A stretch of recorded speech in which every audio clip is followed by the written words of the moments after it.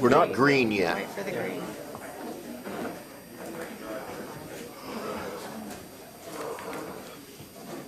The nap done yet? All right. Let's reconvene and proceed with the meeting. Al, would you tell us what you've been doing here and what the results of the equipment test have been?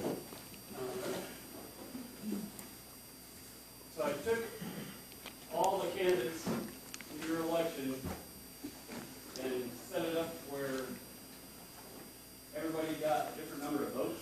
That way you know that we voted so-and-so 7 times, somebody else 6 times. Where the absentee was just 1 for everybody, this gave everybody a different amount of votes. That way you can see if anybody misfired on their buttons or anything.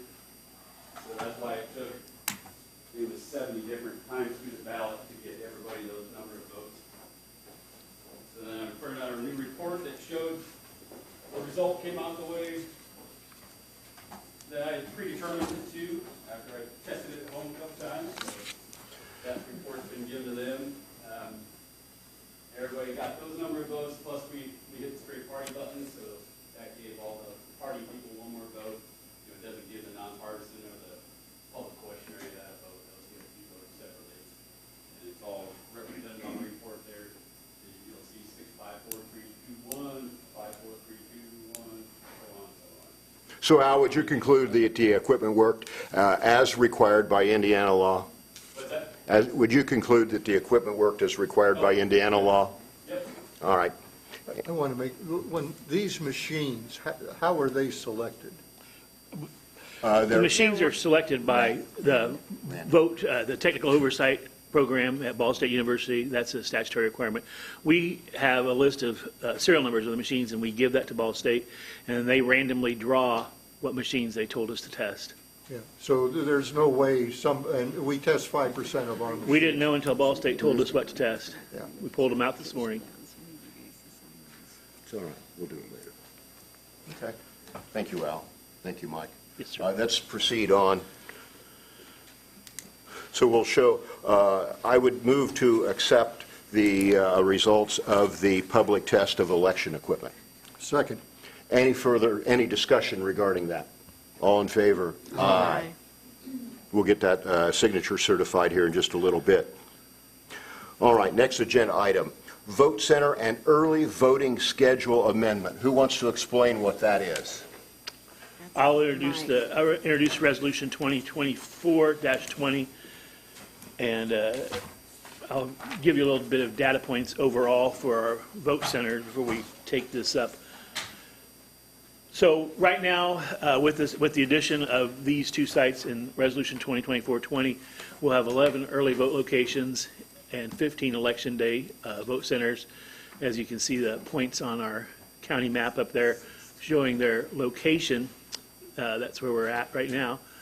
So that demonstrates the proximity to different in the locations. So that's just for your information up there. That's also available online. So taking a look, comparing us to some other counties around Indiana that are kind of close in our size. As far as early voting options go, Delaware, that's Muncie, Ball State, they have 1 early vote center. Vigo, that's Terre Haute, 7. You can see, you can read for yourself. Monroe County, 1. We're going to have 11. So we are outdoing our peers. And Tippecanoe County always has. So that's pretty tremendous. Mike, is that fairly common for Tippecanoe County? You Absolutely. Always have. Yeah, and the statutory requirement for election day vote centers is 1 per every 10,000, and so that would be roughly 11 or 12 for our county, and we have 15 on election day right now. So we are. What is the advantage of having so much early voting? I think it gives folks flexibility. And I think it does a lot of things for us too. I think it helps with our traffic flow. It spreads out the turnout a little bit, so it's easier to manage logistically and staffing wise for us. It's a training opportunity for folks that are rookies. It's easy to send somebody who wants a refresher or is a rookie. I require rookies to go shadow an early election worker for a couple hours. So having that available to us beforehand before we deploy 300 people on election day is very helpful because I know they've had a little bit of hands-on experience. And then just the folks that get, the public gets a choice this way, and there's no wrong place to vote in this county. Many counties like Monroe, Bloomington, they're still on a precinct base, and that's a consideration, sometimes. You can only vote at your assigned precinct location.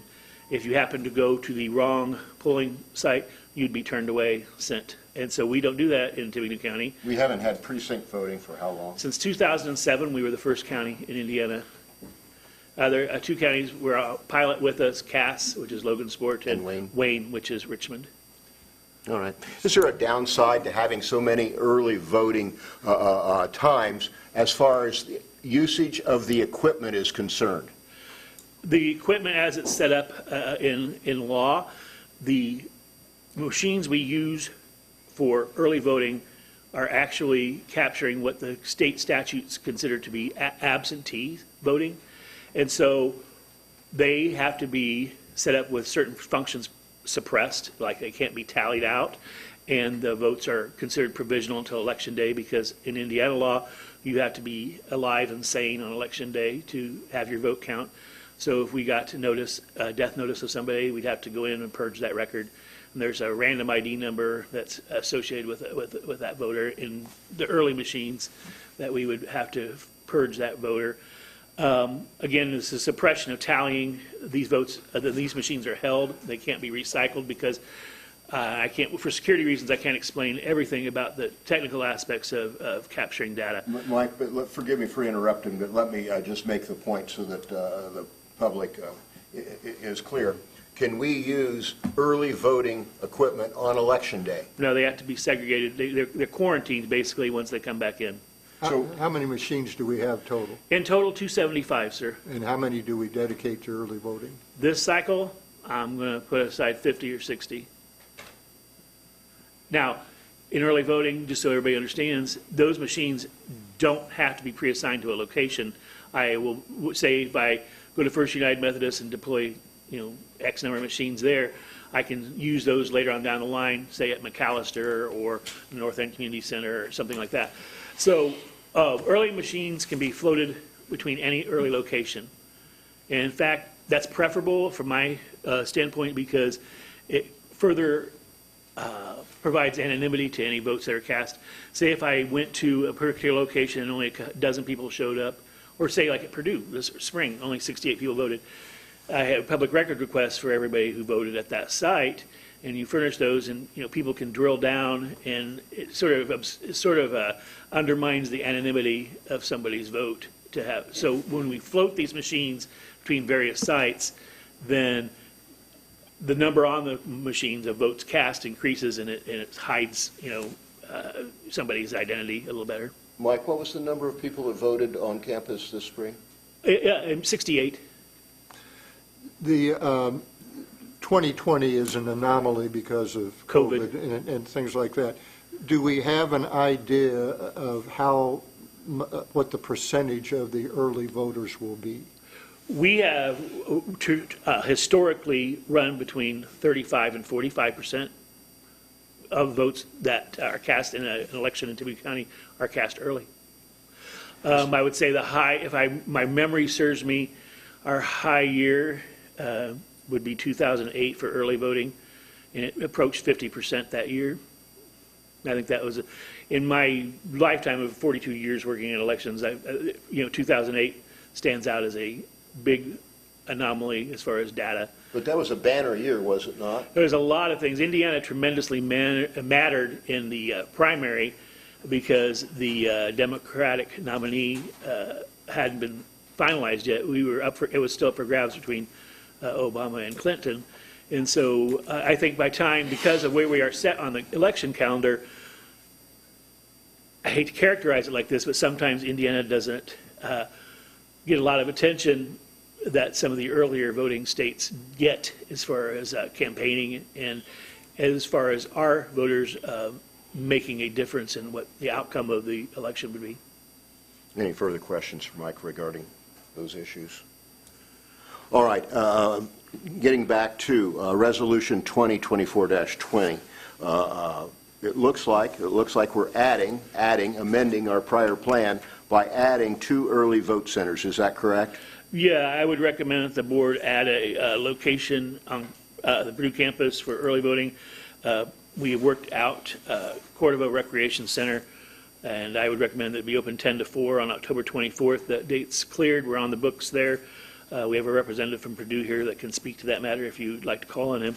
And I'd also recommend adding a vote center from 9 to 1 on October 19th at McAllister Recreation Center, and Mayor Rosworski has cleared that for us. And why, particularly Purdue, historically, we've had some concerns over there. Why are we essentially what I consider changing our position, at least from the staff point of view, regarding voting at Purdue? Wasn't a change in position per se as far as desire to have early voting at Purdue. It was we had a lot of things to work out, and when we first came to you in August, we weren't able to have that resolved yet. And so subsequent to that, we have resolution with the university about technical and statutory requirements. And so we were able to move forward.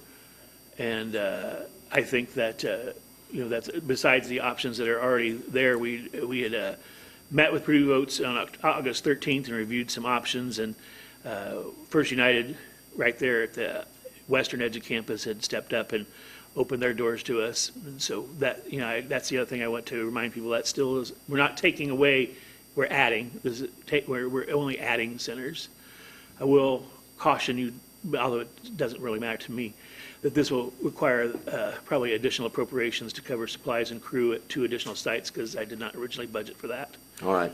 And has this been evaluated by the staff? Yes, sir. I see Germany nodding his head. I didn't see Ray nodding his head. And then I see Rosalie, our intern, nodding her head. So would it be fair to conclude, though, that the staff would recommend passage of Resolution 2024-20? Yes, sir. All right. I would move to approve Resolution 2024-20 to add early voting at McAllister and Purdue. I'm going to second that, but then I'm also going to move for an amendment to it. All right. But I want to get it on the table. Mike, Yes, sir. When we were looking at Purdue, and if you can speak to this, what Wi-Fi issues did we have? We had difficulty getting a secure private Wi-Fi to transmit our poll book data. I want to emphasize that we're talking apples and oranges here. These machines are never connected in any way to the internet or to Wi-Fi. The machines we vote on. What we do need is to be able to transmit voter registration data to the sites in real time and have it come back in real time, so we don't have people voting multiple times. In some cases, we'll have, certainly on election day, that's a good example. We have 15 locations running at the same time, so we need that data, to keep people. We deliberately tested this many years ago in a mock situation where we tried to run across town and vote at another place, so when we have up and running secure Wi-Fi, it works. Also, the statute requires that. Indiana law says it has to be distinct, separate, and secure, private, and not available to any other traffic. And initially, did we feel we had a secure Wi-Fi place? We did not at this. We did not. However, Purdue has brought in WinTech, and WinTech is going to manage the situation for us. And is that at the co-rec? Yes, sir. Okay. And so if we pass this resolution, we'll have 6 hours of early voting at the co-rec. Yes, sir. And then United Methodist, which is basically 2 blocks off the west edge of campus, they'll have 4 hours of early voting. Mm-hmm. Yes, sir. Okay. Now, in terms of staff and things, reviewing this, did staff feel that Marjoram Hall or whatever that was sufficient to cover Purdue students' early voting? I'll speak for my analysis. I believed in this particular case it could. I could share some data points with you to kind of illustrate this. The graph up on the screen demonstrates a trend line over the last 15 years of declining turnout from the Purdue in the Purdue area. When we select vote centers, there's a lot of factors, as you know, go into it. Kind of as a counterpoint to that, we can look at Tippecanoe Township, and we've had to add a vote center out there in the last several years, and we have a trend line of growth in turnout in that area. So every year, you look at your data points and try to determine how to best deploy your resources. And in this case, I think Marjoram would be sufficient for Election Day, especially now that we'll have two. Additionally, right across the river, you know, we have, there's 3,058 registered voters at this, as of Wednesday morning in that Goldenrod area. That Goldenrod area is the Area Plan Commission's definition of what the academic campus is. They did not include, obviously, like the airport or the dairy farm or things like that. Yeah, but repeat that number again, I just want to. The 3,058 folks in the Goldenrod area there, that Goldenrod shaded area. Okay, and so that's how many registered voters? There are as of 2 days ago. Okay, and when does registration end? Registration ends October 7th, but for comparison, a lot of people are throwing out 2008. You can see that there are 104,000 registered in the county, and we had 10,660 registered in that same area in 2008. So it's slightly less than half of what was registered there in 2008. Now, why would you think that would be? There's a lot of different reasons. I think that there's been a lot of education, and especially some effort from Purdue Votes, much to their credit, to help folks vote back in their home counties or home state. And so Purdue Votes can proudly boast, and rightfully so, that the participation level of the students is extremely high, but more students are taking advantage of, say, mail-in ballots or other options that their states offer or other counties to vote. So it's not necessarily that the students aren't voting, but they're voting in different ways. And I think Mel Groover from Purdue Votes is here. She can kind of speak to that education program. And the packets that they distribute and disseminate have that information for the students, and their office stands ready to assist students in obtaining voting instructions for their home locality. Mike, go back to that prior the statement regarding the gold enhanced area that you had, the map. There were how many registered voters in that area in 2008? A little bit better than 10,000. And there are how many? 3,058 now. With a month to go, well, how many weeks? I guess it's just 2 weeks left to registration. So we could see some, but there's certainly, I don't think you're going to close the gap to that old record high. Even going back to 2020, those are the 4 precincts I consider the on-campus precincts. We have a big drop-off in voter registration. So why I'm sharing these numbers is vote centers by statute are supposed to be assigned by registration, and so when you not just population but registration. So an area may have a high population but not necessarily a high registration. So the registration in the campus area is even down from just the last presidential election. And again, I think some of it is folks taking advantage of the other options that they now are being educated on. And then I don't know about guessing any more than that. Forgive me. Sure. I just want to get the big picture of 2008. I think it was historically the most well-attended election, at least for my tenure of over 20 years. You're right, as far as turnout. And it goes from 10,000 registered voters, and we're now at 3,000. Yes, sir. All right. So that didn't indicate that it was going to be on a parallel with 2008 to me. And because I've had some feedback from folks, the public, that we're going to be on a scale of 2008. Well, if it was, then the registration numbers would be as high as then too. So I just want you to kind of analyze the information on your own. The other consideration is that 6 townships do not have an election day vote center. Why is that? Because the focus For the public's information, we know. It's kind of we try to go where the voters where the vote registration density is, and there are some areas of the county that don't have the voter registration density as others. So I think improvement can be made in that area. And that's all I can say, but where we landed with the available hosts and other technical aspects, folks that may be willing to host, but again, same situation at Purdue, they did not have the Wi-Fi or technical capabilities to help us. Some of the places that volunteer out in the fringes don't have ADA accessibility, they're gravel lots or something like that. So it's still something that I would like to work on. It's a goal of mine to kind of continue to find ways to get these underserved areas on par with the density of vote centers and early opportunities that we have in the core cities. As to Marjoram City Hall, right now they have agreed to vacate that on Election Day. Yes. And, Yep. and so that we can, that has, the voting centers have statutory requirements, do they Yes. not? And does that include parking? Yes, it does. Actually, that is enshrined in statute too. We have to have adequate parking. They're going to clear that lot that is from that what I call the southeast lot. That'll be available to folks. They'll have their staff park at other places. And the co-rec? Purdue is also clearing a lot for us there too. And that's been a problem in the past too. And they're also clearing the handicapped A permit spaces that are nearest to the entrance that we're going to use. The A permits will not be enforced for those spaces.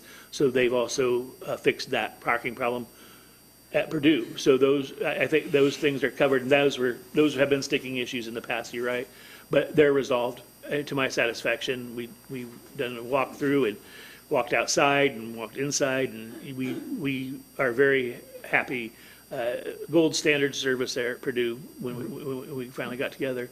The map I have behind you, Mr. Moore, shows the centers closest to campus. The shaded areas are 3,000-foot radius, and so you can see from there how our coverage is for the student community. Anything else, anybody? I don't have anything, but I need to understand, I made a motion regarding 2024 and -20, and if I recall properly, it was questioned or potentially amended in some way. Well, I'm going to just say, as I'm appointed by the Tippecanoe County Democratic Party on this, and we have, as the board, have received a letter from the party chair, and she has requested that on early voting, that there at the co-rec there be 8 hours of early voting. We are moving this up to, by this resolution, up to 6 hours, and we also, as the board, felt that the United Methodists of 4 hours, at least I view that as part of that.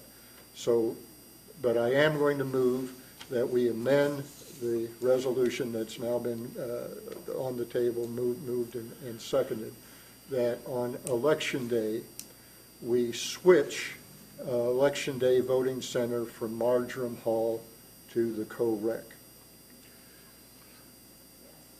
There's not a motion to approve that yet, but let's have some discussion regarding that. Regarding which point, extending the hours for the early centers or No, I swapping would, sites? moving the center, I think that's potentially the concern that I would have. We already approved in our minutes, we approved our vote centers on Election Day. We concluded that 15 as compared to statutorily required was more than adequate. There was input from various people received at that point in time, and that's what we agreed to do. Now, why would we want to change that? Is there anything that you believe would be relevant for consideration of changing that? With the early vote, with the early vote location on campus, and Marjoram kind of takes in more of the private student housing that's towards River Road and back towards the river. It's easier access for that, and traffic studies have showed thousands of people walk by that. So part of the concern is not only is that kind of a win-win for the residents in the Chauncey neighborhood areas, the West Lafayette citizens, the townies, as you would, And it's easily accessible to the students. I mean, the students walk past there all the time to go to something like Neon Cactus or Panda Express. I don't think it's, and then the other thing, it's an easy 15 to 25-minute walk according to Exercise Science Department. Is there any concern about serving any particular demographic with relocating from one location to another? When you're asking about segments of voters, are you talking about Yes. demographic segments of voters? Federal case law prohibits you from identifying a particular demographic and serving them, prioritizing them over other demographics. You get into kind of a tricky area there. So you have to be cautious of you just saying, we're doing this for so-and-so. You have to be a generalist in this kind of situation. So you in have to other look at words, what's if best the people holistically. at Wabash National or Subaru or some other group or location, they want something more convenient for their staff or employees, we would have to consider that as part of where we locate our vote centers, or not? Yes. Well, what we do for one, we have to do for all. And I understand, and obviously, when we passed this back in August 15th, I voted for it on the situation there. We have a large crowd here, and I feel that a lot of them are here because they want a voting center on campus. I believe that we and our staff, who I have tremendous respect for, are motivated, as you've just described, to try to do this the right way.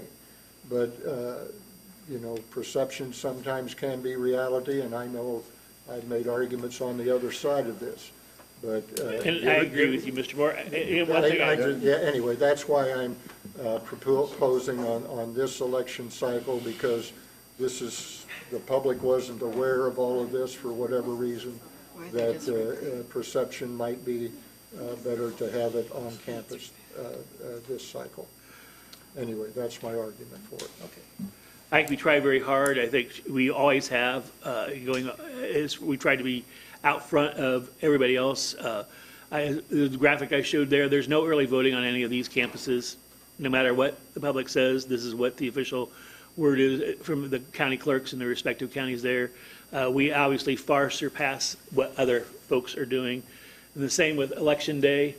None of those campuses have a site on campus on Election Day, or even within a 2-block radius of their campuses. The only exception is IU. They have one site, and it's precinct voting, and only the folks assigned to that particular site can vote there. It's not like everybody in Monroe County or even on the whole campus could even vote at that particular precinct. So we far outshine what other folks are doing, and I want to be in that position. I'm not using these illustrations to say that this is what we should be doing.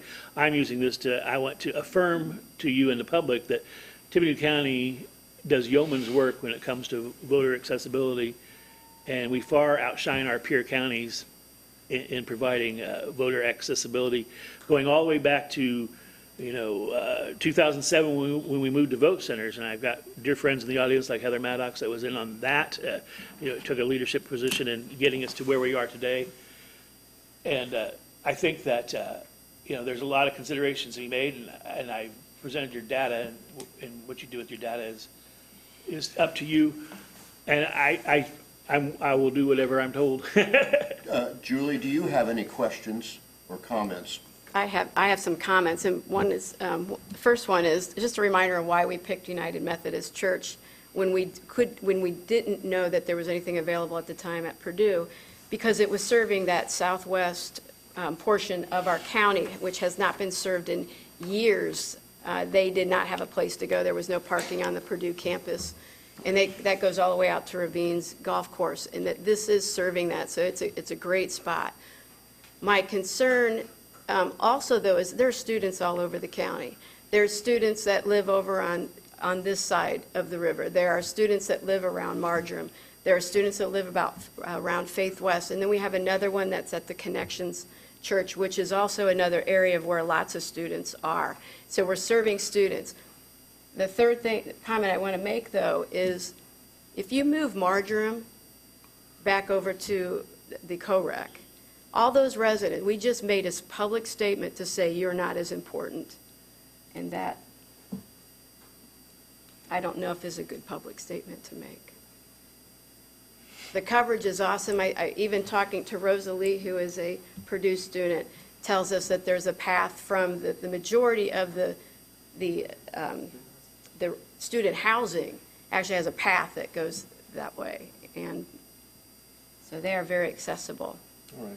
Anyone else on the board have any comments, staff?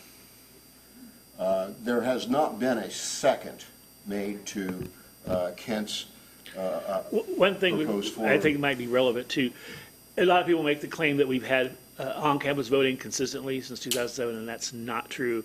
We've been at St. Tom's a couple times when, like, Purdue Memorial Union was being remodeled, and there was no other option on campus then. So I just want to make sure that myth is dispelled. For purposes of what our minutes are going to reflect, I am withdrawing my original motion to approve 2024-20 so that we can deal with the motion on the floor that Kent has proposed. That's a motion. Do I hear a second? There's no second on the motion. I'm going to renew my motion regarding Resolution 2024 regarding the 2 early voting locations. I would move to approve Resolution 2024-20. Second. Any discussion, further discussion regarding that? All in favor? Aye. Any opposed? It carries. It has to be unanimous. Thank you, Kent. Thank you, Julie.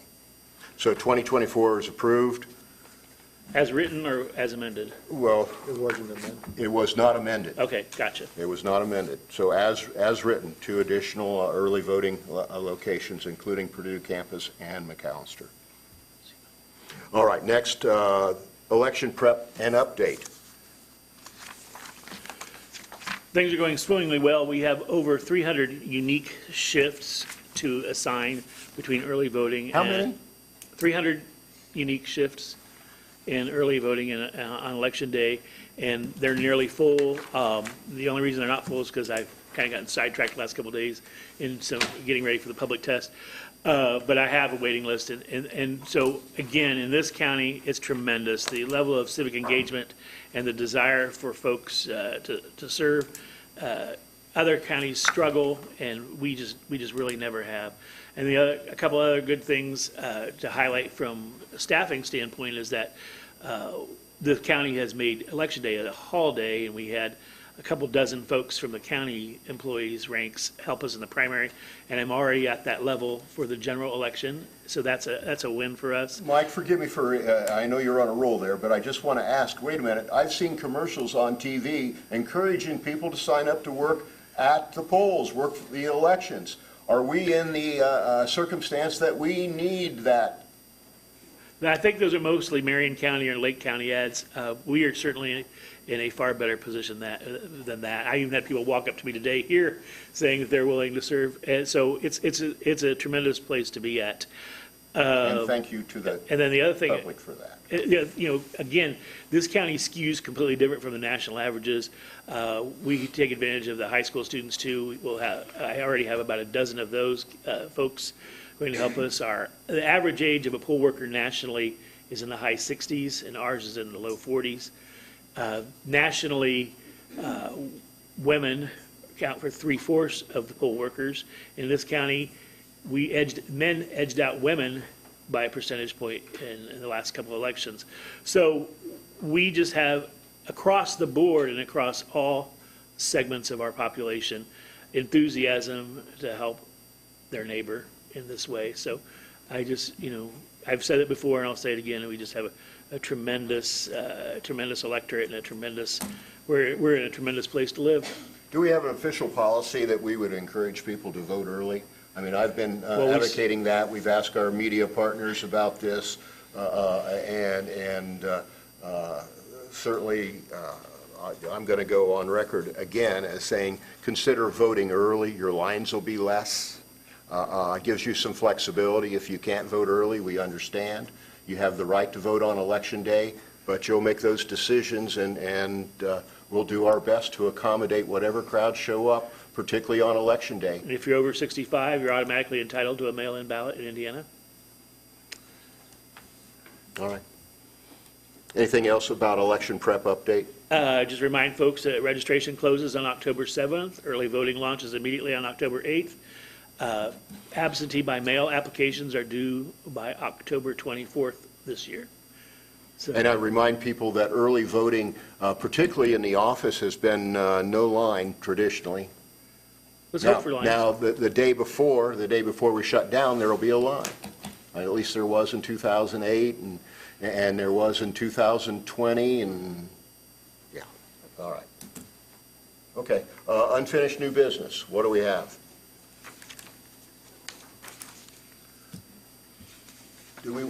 Public input? Folks have been here. I'm going to move that any comments, any public input be limited to 3 minutes per person. Can we? Is there a second on that? Second, Any discussion regarding that? name and address. There we go. Thank you. I would consider my motion amended to comply with that. All in favor? Aye. Okay, passes. Thank you. Name and address, please. Lisa? So, I am Lisa Dellum. My address is 1016 Catherwood Court, West Lafayette, Indiana. And first of all, I want to commend you for adding 6 hours on Election Day. I know when I was here in the middle of August, I'm sorry? Early voting.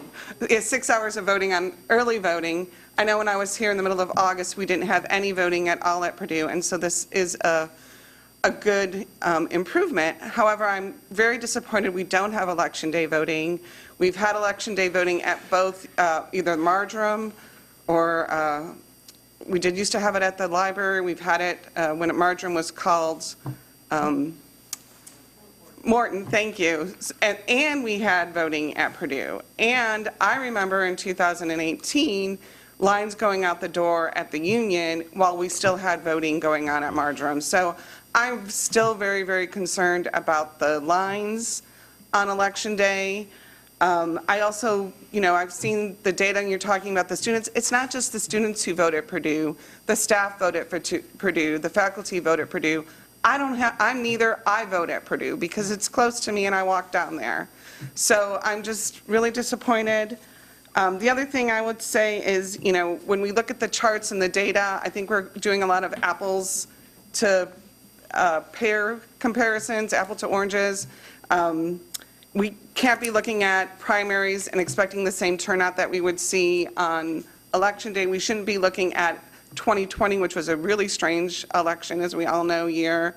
So I'm just a little bit disappointed at the data that we've seen and the final results. So thank you. Lisa, before you step away. Yes. I do want to mention, we're hoping that lines can be addressed with these secure connections, because we hope the e-poll books are going to function much faster than they have. I hope so. I hope so. Thank you.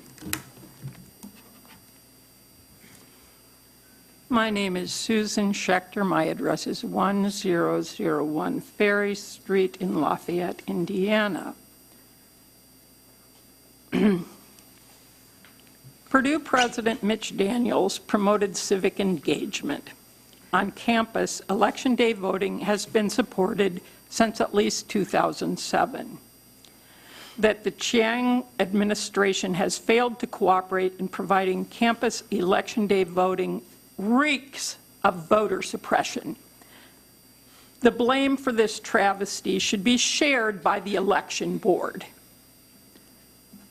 Their oh well response to Purdue's lack of concern about providing appropriate voting for a contentious national election is deeply disturbing. The percent, Lisa talked about some fruits, apples and pears. I'm going to talk about cherries. I thought there was a good deal of cherry picking in that data presentation. Mike, you have done the yeoman's work in this, but I'm a little disappointed with your analysis. the percent of campus voting early versus election day, can you give me that number? And I don't want to guess off the top of my head. I could research it. Do you think there's more on election day than on early voting? Because, It's been there historically. Let me see if I got something at hand. and here, while you look for that, because I don't want to lose my 3 minutes. So there are more people voting on election day. Students are, if you guys have not been on campus, my career was on campus, my husband's career was on campus. Students don't vote early as a rule. They're students. They're still in their 18 to 21 years, right? And the number of registrations on campus, you have that 3K, you had that graphic up for a long time. We have vote centers. We don't have precinct voting. So why does the registrations on that area have very much to do? Because during the day, there's a lot of registered voters in that area, a lot, more than anywhere else in the county, anywhere else. And this is a pedestrian zone. It's not, so these people are walking where they're going. And maybe it's just that the election board has been sitting down here at the courthouse and they haven't been over there and they haven't been in far northwest Tippecanoe County because there's not many folks there. There's a lot of people over here. Voter suppression, clear and simple. I'd say their turnout at campus, to answer your question, just a quick, it's probably 3 to 1. Yeah. 3 to 1. So that's kind of a rough. There are some years that actually I had one year that it was more early than the day, but I think that's the anomaly of 2008. Thank you, Mike. Hi, Chris Campbell, 818 Barlow Street. And I would just like to express, extreme dissatisfaction. I feel that this is unnecessary, inexcusable. The argument that our leading university in cybersecurity is unable to provide a secure Wi-Fi. Has anybody talked to the Purdue IT department? I highly suspect they would be able to provide you with that. I question whether or not that the nearby locations are going to be able to handle the capacity. We have less room at the Marjoram Center than we would have at Purdue University to handle nearly 3 times the number of voters, in addition to the voters that will be using the Marjoram Center on Election Day. We looked at the numbers in terms of how long it would take the voters to be able to vote on Election Day, and these would be very long lines. I question whether or not it's going to be able to handle that capacity. I just, really am disappointed that Purdue and the voter services and election board have been unable to secure a voter location for a polling site. I think the argument was made that you couldn't favor a certain group. I think that it can be equally said that it's also unlawful to disfavor a particular group in this case. Thank you.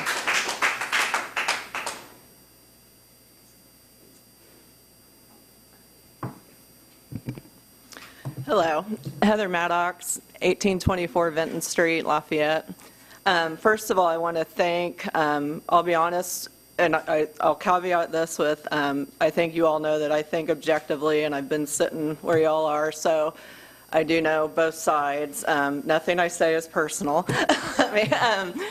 I do want to say that when I first saw the list of early voting and vote centers for an election like this, I was very shocked. I want to take a minute to thank Kent Moore. I emailed him right away about no early voting on the north end. And I think what Chris said is well put. I understand that you have to serve everyone, but you also can't not serve segments. Kent was very responsive to my email. We had a nice talk, and I want to thank all of you guys for not balking at that at all and making it happen. So thank you for at least giving us the one day. I do know things change. I mean, technology's changed. The way we communicate changes, patterns change, and that was the nice thing. Like Mike said back in 2007 when I was part of the team that started putting together the Vote Center plan, and so were you guys. So the nice thing about this is flexibility. However, I will say that this is kind of our nightmare scenario. Let me not say nightmare. This is the scenario and when I say we, I mean it was groups of people from all parties, all persuasions, all that. This is what we didn't want to see happen because we know what statute says. And what we always did is look at that statute and said, yeah, that's really nice, one for every 10,000, but Tippecanoe County is not, that's not what we're interested in. We specifically, actually it was me, that specifically said, we'll go with this as long as it doesn't mean that a little old lady, and I just said the North End because that's where I live, doesn't have to drive out to the mall to vote. Because, you know, you could say statute, okay, we're serving it. And that's not what, I'm not saying that's what you're doing. I know you're doing best to accommodate, and I know that things have changed and technology now has changed. I just want to please, as you're going forward, I know what the minimum can be, but the nice thing is you can also have a maximum. So the flexibility with this, you can serve people, still see their patterns, move the centers, and maybe you'll have a little more than you need. And that's just the way it is. I'm not saying being wasteful with resources. I understand all that, but I just think that moving forward, for an election of this size, I was expecting a few more vote centers. With that said, I appreciate you guys adding the one at Purdue. And just, I noticed Purdue not having one too, but I knew Purdue was going to have an army coming out for them. I have to look out for the North End, as y'all know. So, and Kent, I appreciate your proposition today, even though it didn't get a second. So thank you all. That's really all I have to say. Thanks. Forgive me, Dave, but this person over here has been standing for I can't tell you how long. I would think she would be next. Thank you. And thank you for this opportunity to speak. I'll be very brief. I'll be very brief. Can you hear me? No, I'm not worried about the brief. I can't hear you. Oh, okay. So my name is Sarah. I'm an associate professor at Purdue and a librarian. I've had the pleasure of working with Mike as an election poll worker for a couple years now.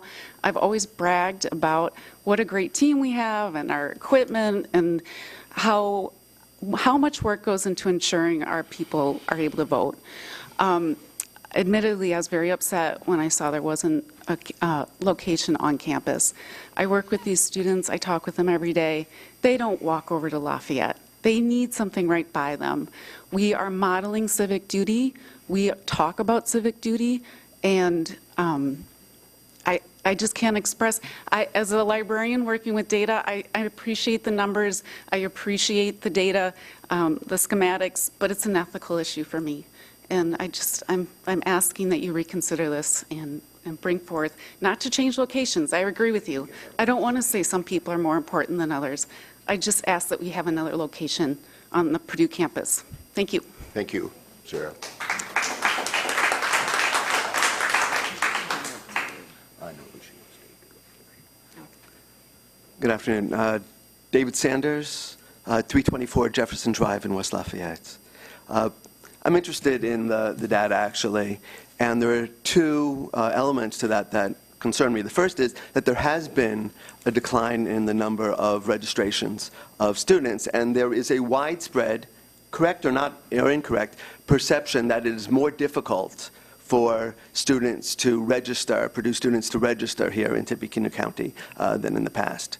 But more importantly, we were talking about moving centers, and I was wondering what were the data about the number of people voting at the United Methodist Church, because I've been there on election days. I was there. I think they had a center there in 2022. This is the first time we've been at FULC. So which? Okay, I'm sorry. There was one out by 231. Maybe Connection Point? Maybe Connection Point. There was nobody there. And so Not for I'm sorry earlier that I've day confused. Earlier day of, which one are you referring to? Early voting or election This was, day? no, this was on Election Day in 2022, and there was really nobody there. And when I talked to the workers there had been nobody there. So I'm sorry I've confused the two places. I always make sure I understand you. So are there, I mean, what are the numbers for, it is United Methodist? So this is the first time we... Location selection, one of my baselines is the voter registration density of a particular area. I didn't bring everything up for all my centers. So that's what I looked at. So there was justification for the west side of Wabash Township to add something that direction, not to mention that there's a town council race and a clerk treasurer race in Otterburn, which is on the far western fringe. And in fact, the Otterburn folks were very happy. The Benton County clerk, oh, good, you have something somewhat more closer on election day to the Otterburn folks than what you had. So those are some of the considerations as far as particularly First United Methodist. And we were actually aiming to get something, since we at that point in time did not have any kind of arrangement with Purdue that had come to fruition, we were working to get as close as possible. And my friend Tim Delworth, he's an instructor in math at Purdue, a longtime vote worker, said, hey, I'm a trustee out at FUFC. David, we'd be happy. My objection would be, as an occasional trial attorney, non-responsive.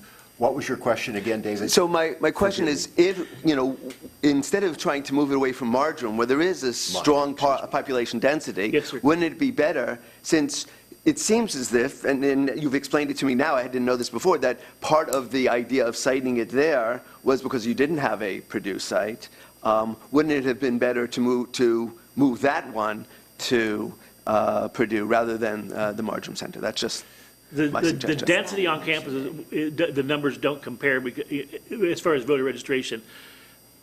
And so those are numbers I was looking at. There's a larger density in the east fringe of Wabash Township centered along the river than there was on campus. So that made Marjoram check that box stronger than, but again, at that point in time, I did not have any Purdue options when I presented these in August. I believe Julie has something David. to add to that. Yes. Please, David, please. it's not on an election day.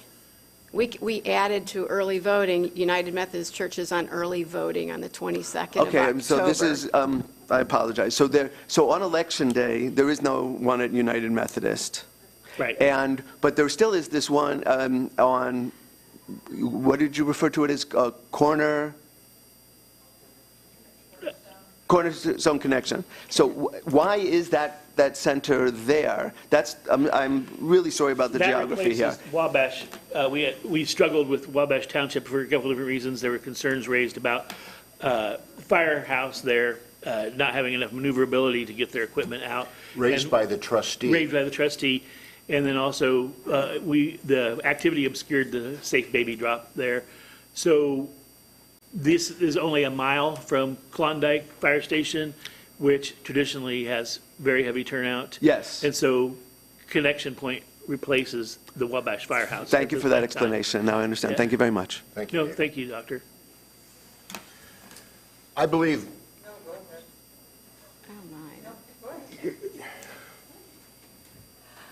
My name is Amy Paget, 461 South 7th Street, Lafayette, Indiana.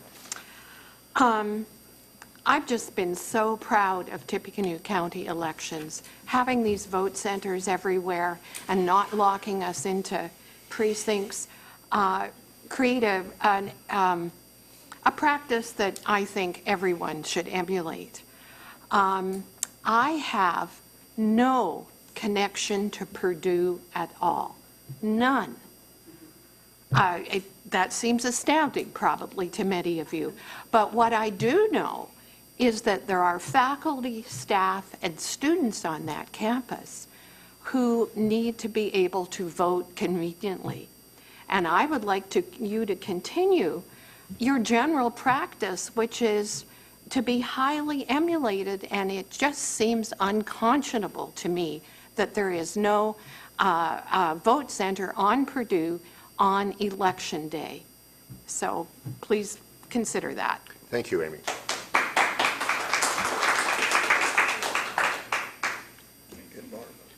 Barb, I believe you've been very patient. Thank you. Hi, I'm Barb Knockel. I live at 7026 East, 550 North. I'm up in the northeast part of the county that is not being served.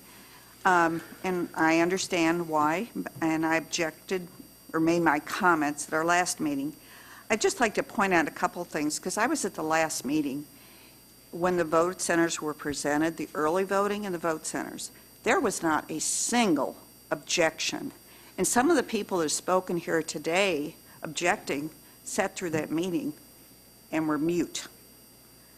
Going back to Lay talking about serving Purdue for the people that work there, if that's the case, we should probably have a vote center at Wabash National, because they employ 6,500 people. Or, I'm sorry, SIA does, or Wabash National, which is between 5,000 and 10,000 people. We don't have a place there. I worked in the 2020 elections at Mackey, and one thing I did notice, there were a fair number of people coming in that were not educated. I would challenge the exponent to take task and inform people.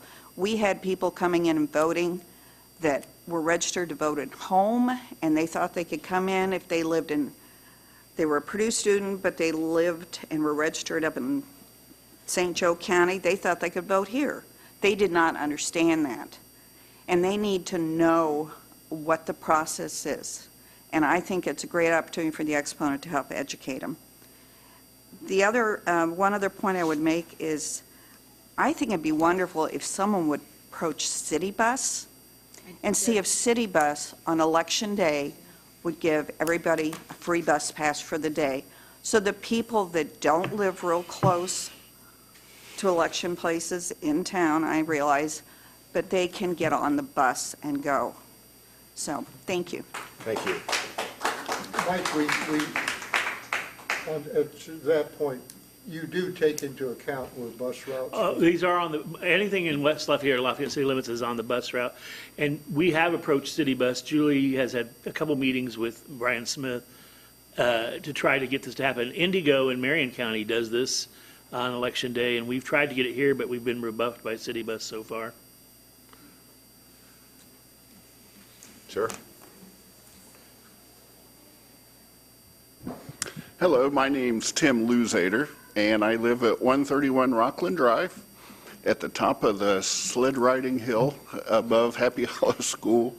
A few things. Number one, I'm really impressed with some of the work that's been done. I think it's great that that whole precinct level voting has been dropped and that flexibility has been added. I do want to give a different kind of perspective, and I want to play on a point about adding hours from 6 hours to 8 hours on pre-election day. The reason I mention this, I'm retired now, but for a lot of years I worked with corporations that were recruiting our students for internships and full-time jobs, helping them know when do you connect with students.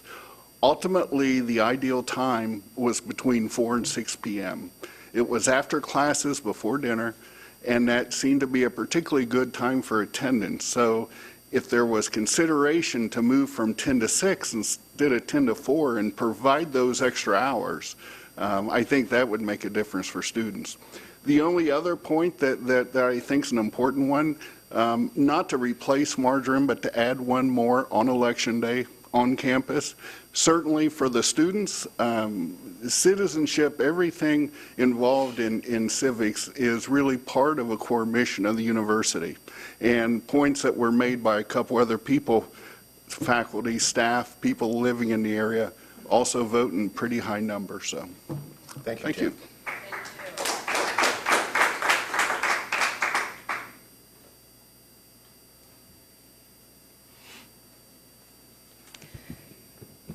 Hi, my name is Ann Huber, 219 Lincoln Street, West Lafayette. I'd like to make 3 points and ask a question. My first point is, I think one of the great strengths of our Tippecanoe County voting system is that we do allow that flexibility from precinct to precinct, and the people can vote near where they are as opposed to where they live. And And I think part of that effect is that although you may have a certain density of registered voters in a certain area, and as other people have pointed out, that doesn't mean that is the density of the people that normally vote in that area, because we've got Purdue staff and faculty and all these people that vote right around Purdue, regardless of whether we only have 3,000 registered voters who live right in there. My second point is that I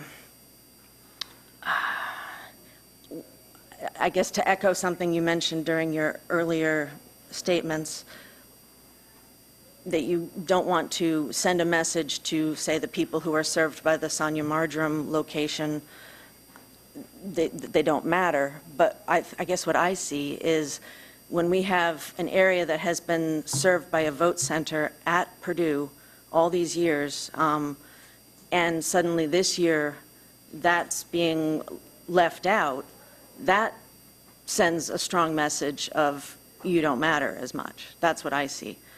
And I don't think that's very different from moving it, or I mean, I don't think we should move it, but I think we should have additional voting on campus at Purdue. But then my question for you is, when I looked at that graph you had posted up earlier, it looked as though in 2022, Election Day voting at Mackey Arena accounted for roughly 50% of the votes in that Purdue area. And what I want to know is, do you have plans for expanding the number of, machines and parking and staff and all of that at the at City Hall in order to accommodate that full number of people? As to machine assignment, I am not allowed by recommendation from the Homeland Security to tell you exactly how many machines are being deployed at which place. They're adequate. The plans are to have adequate staffing and machines at every location. There's calculations and standards that come down from the Federal Voting Assistance Program that we follow as far as machine deployment and expected turnout at a particular location. But Homeland Security protocols prohibit us from telling us in a public meeting how many machines are going to go to which place.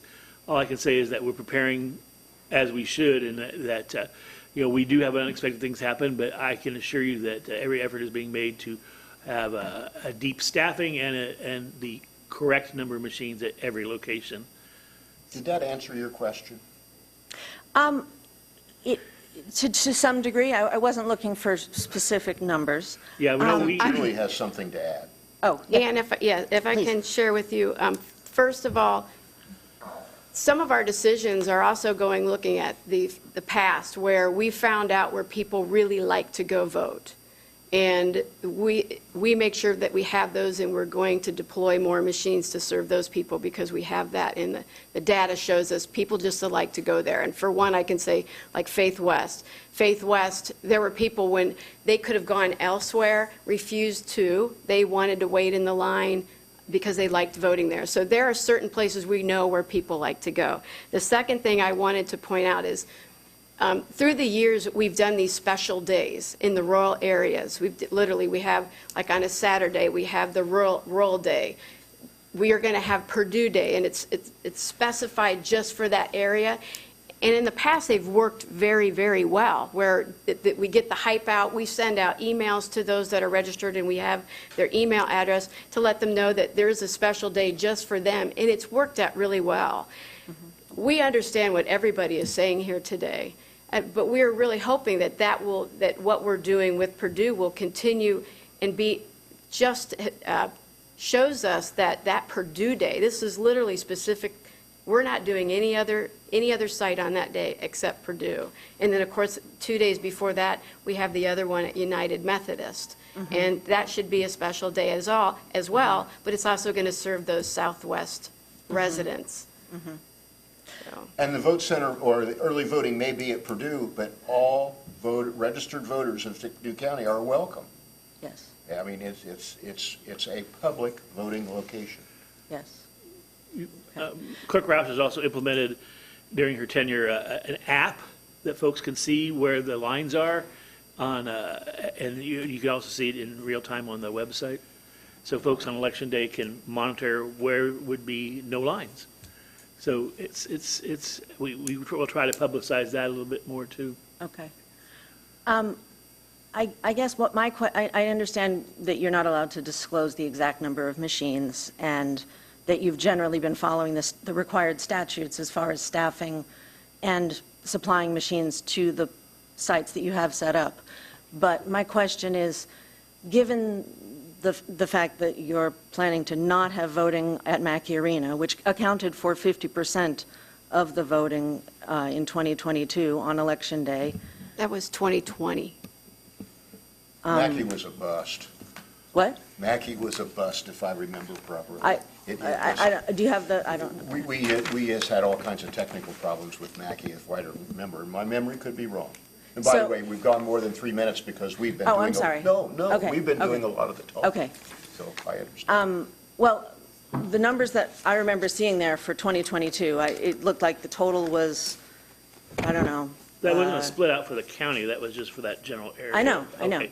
So my question is, have you specifically said, okay, we're not offering voting there, we're going to make a deliberate attempt to add machines and amount, you know, We're utilizing, capacity we're utilizing every machine that we have.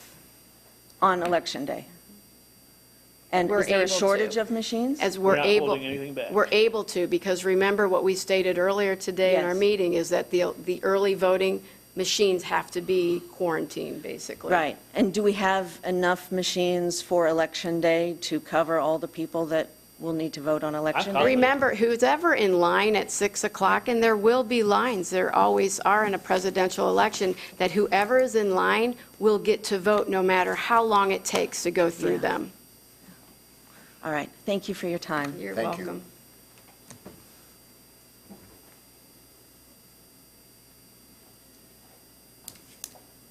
Hi, Will Person. I just want to start by saying that I do really like that we're adopting the vote center style voting over precinct.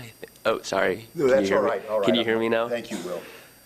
Yeah, I just wanted to start off by talking about vote center style versus precinct. I think it works for a lot of people.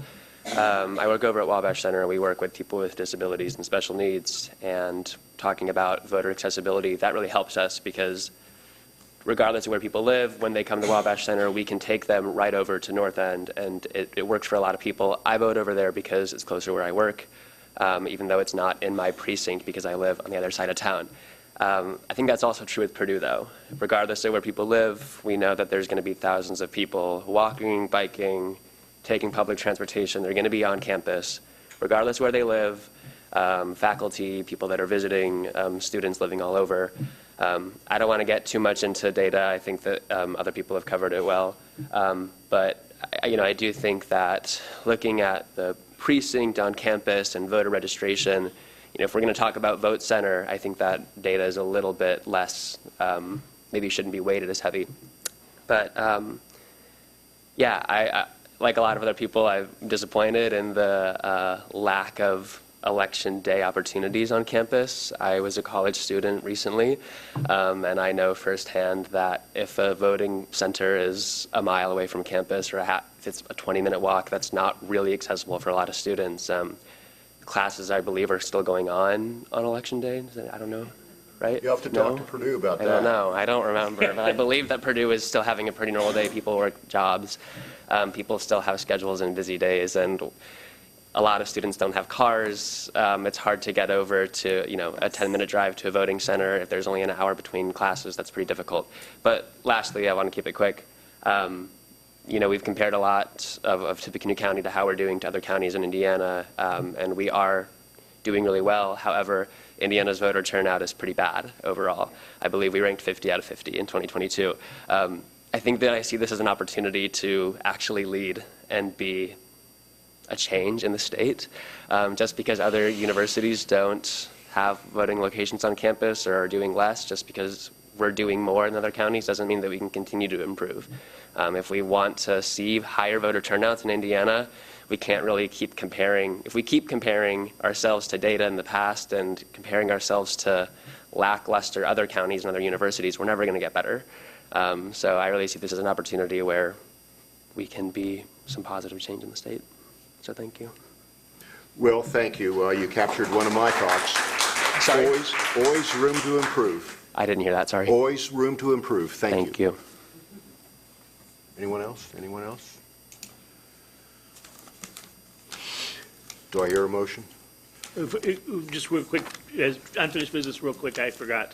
I do want to advise the board that the referral for from the candidate hearing, candidate campaign violation hearing that we had at the 8:15 meeting was filed with the IED and received September 12th by them. Filed September 12th? Yep, with the state. Oh, received by them September 12th. Filed and received on, same day. Any feedback as to when or when action on that complaint may be processed? No, sir, and the IEC has not set a hearing date. Right. So, and then the other thing, I do want to express my thanks to two particular people. I want to thank Dr. Patrick Wolf, the provost at Purdue, for moving mountains to get us on campus early. And I also want to thank Mayor Wazworski publicly for moving mountains to get me in McAllister on the 19th. So. All right. And certainly Purdue has truly stepped up, as I understand. So thank you for that. I would move to adjourn. Second. Any discussion? All in favor? Aye. Opposed? Passes. Thank you all. Okay, we got your.